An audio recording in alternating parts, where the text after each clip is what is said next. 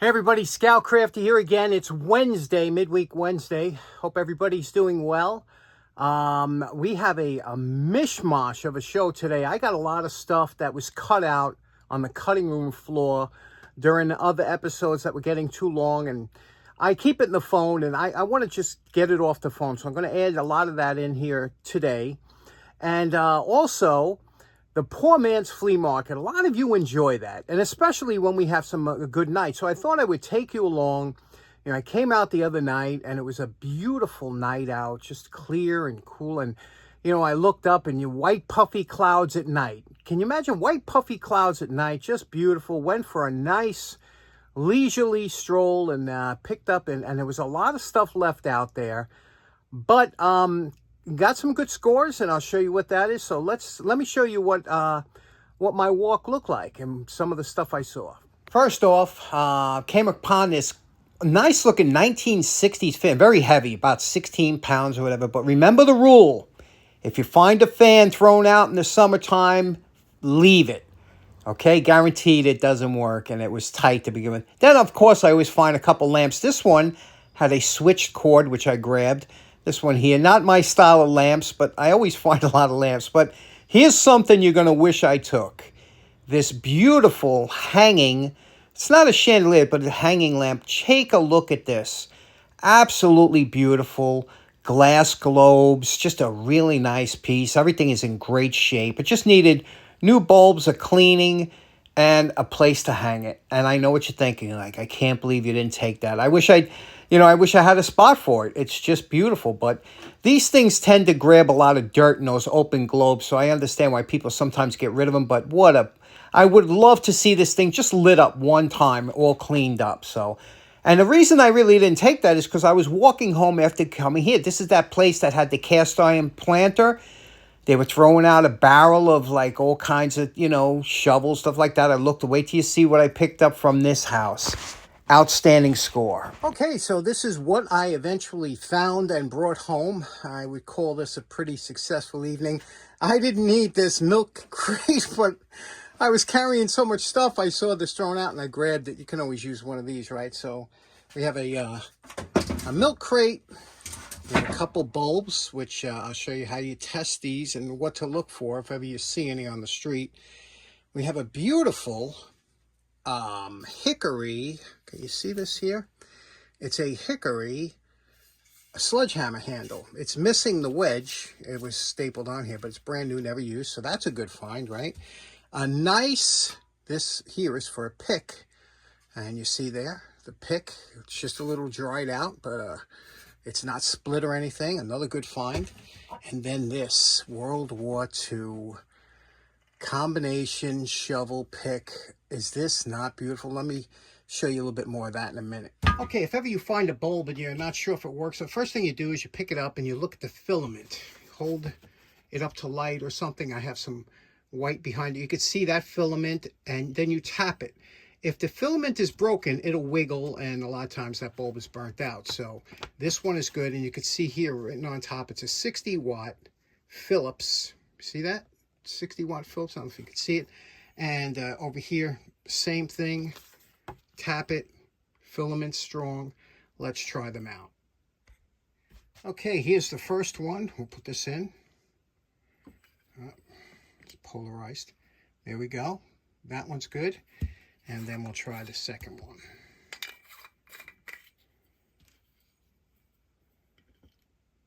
Okay, two good bulbs. Anytime you usually see a lamp thrown out, a lot of times the bulb's still in it and they still work. Okay, next up, in that plastic bag next to the barrel of hammer handles and stuff like that, there was this. I looked in there, I saw nails written on top. It's heavy. And I grabbed it. Now, we're going to open this together. And I want to laugh because the two of us are going to open this and find out what's in there. And it could be one of two things. It could be a container full of rusty old nails, which is kind of useless unless you want to make your own stain. Or they could be pretty good nails in here. You never know, right? But when you see something like this in the garbage, I didn't even stop to look. Let's open it up and see what it is. Okay, look what we got. Pay dirt. That's what I call it. First of all, they're not all rusted up. And these are, I believe these are called masonry nails, because these are the real hard ones with the gripping down the side, and a nice size. You can use these for anything, for wooden or anything, but that grip on there, it's made. Now, there are a few different sizes in here, and again, they have the ribs running down, not in a spiral, slight spiral. I tell you the truth, I've never had to use these in their intended purpose, but I've used nails like this when we were building go-karts as a kid. We would grab whatever nails my father had in a bucket. Oh, how great is this, huh? And they're all rust-free. It's just a great find. Last up, that brings us to our World War II entrenching tool. Now, these here, these were the folding type. They had different types, but this one here was the folding, meaning you could fold it in two different positions. If you folded it at a 90-degree angle, it became like a pick. Now, you can see here the condition it's in, covered with kind of spider webs and rust and whatnot. And so what we're going to do is we're going to give it a quick wire brushing with a hand wire brush, and then put it in vinegar. And I'm using vinegar because, you know, this is kind of what it is. We're going to put it in vinegar up to here, where the steel meets the end. This is frozen. I cannot get this open, and I'm not going to try now because of I don't want to put any wrench on there. This is usually like a zinc or something like a softer metal, and I'm a little concerned about what the vinegar will do with this, if anything, but I'm not going to leave it in that long. I'll check on it. But what do you think? That's pretty cool, huh? So let's put that in vinegar. Now, this particular segment I shot last week, but I had to cut it from the video because it was getting too long. But I wanted you to see this. You know, as you know, I collect spark plugs.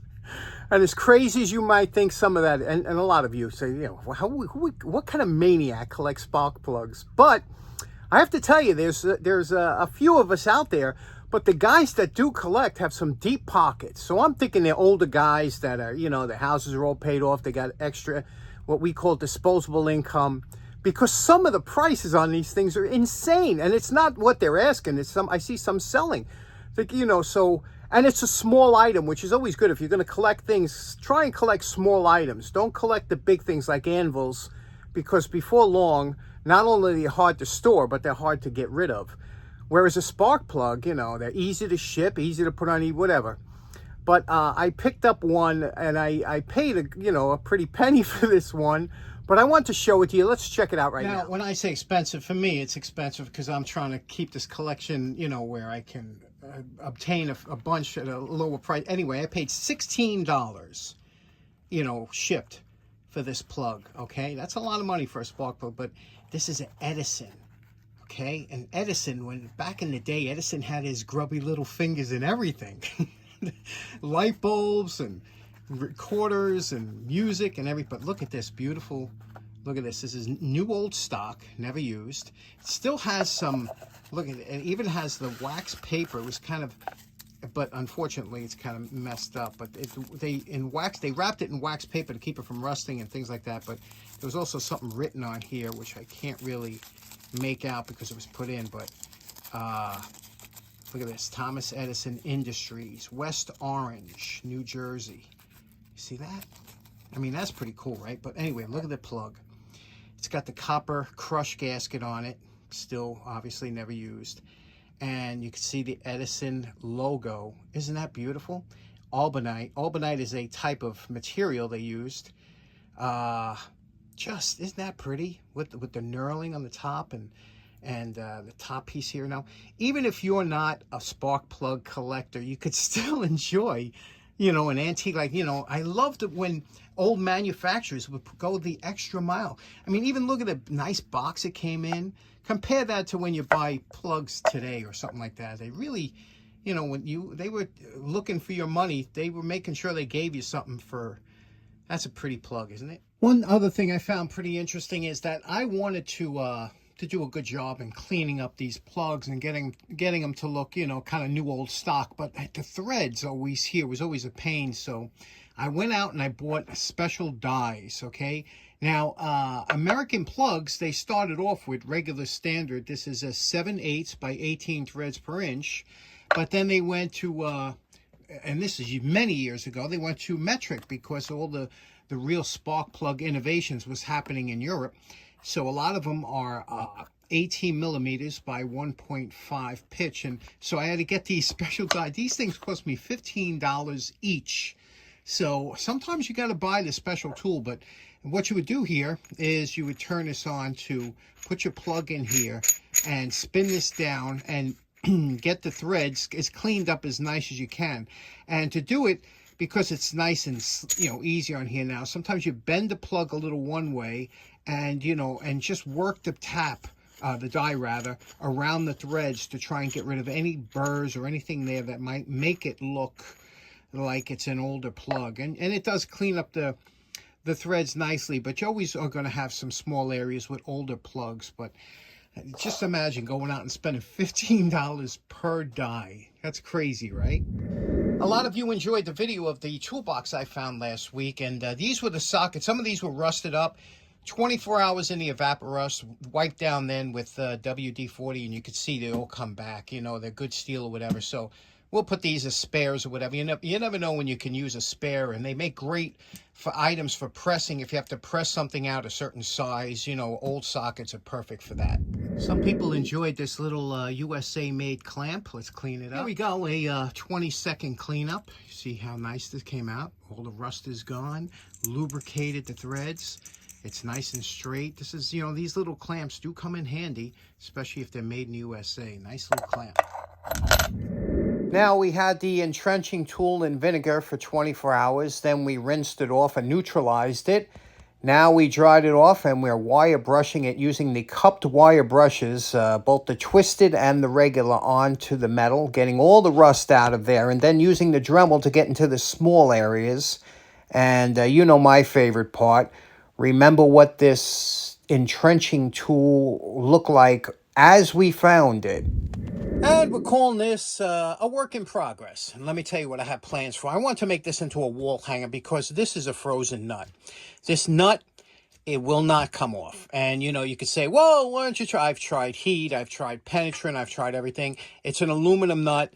It's frozen on there because of the metal differences between the steel and aluminum, and that I can't get it off. And I've tried every type of tool I have. It's just not coming off. Now, I know some of you were disappointed when I told you about this jack being frozen, that I spent 8 hours on it. And you're like, well, you didn't try. Well, I'm telling you, some things, when they get frozen in there, you're just going to destroy the jack. And especially something like this is hard to hold, and I don't want to crack this handle. I have broken many of things trying to restore it from my lack of patience, and I think I've learned a little bit since then. Now, when I was having trouble with this, I stopped. Again, because my wisdom over the years of screwing things up, I said, let me go online. And sure enough, everybody I checked on here, there was even a restoration by Ticey Tube, or he did a restoration where he took one, and of course he cracked a nut because they're frozen on there. You can't get them off. And then he wound up buying another one, replacing it. But I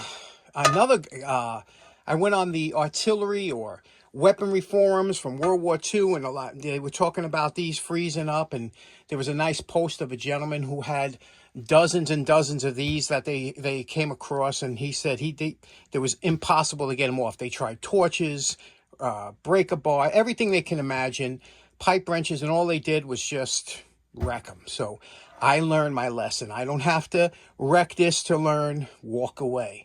So what I'm going to do is, you can see here, we took it down. Now, you see the pitting on here? This is indicative of steel and many years of corrosion. But what you can do here, it's not as deep as it looks, but you can take it down with the sanding wheel because you're just going to make it too thin. So what I'm going to use is I'm going to use some glazing putty, okay? And I'm going to put that on there. My good buddy, 805 Road King right now, he's having flashbacks for Nitro Stan. Remember that stuff? But this stuff is same thing. You put this on, put on with a pit, very thin, fill in those pits, sand it down, and then we'll give this an olive drab paint job and make it a wall hanger because the handle is in very good shape. The handle is beautiful, but this is frozen and it's not to be messed with any more than I already did. Okay, now if you're wondering why it has a little bit of a shine to the blade of that shovel, that's because everything that I ground down and wire brushed down, then I coated it with a clear coat of shellac. That makes a fantastic primer. Wiped it on, let it dry on the furnace, and now it's ready for the nitro stand or glazing putty to fill in some of those pits, and then I'll give it a shot of olive drab. Anyway, hope you enjoyed today's episode. We were all over the place today. I hope you have a great day. We'll see you again on Friday. Take care now. Bye-bye. Oh man, I know I'm going to take a lot of crap for not taking this home. Where am I going to put it? I got no room for this.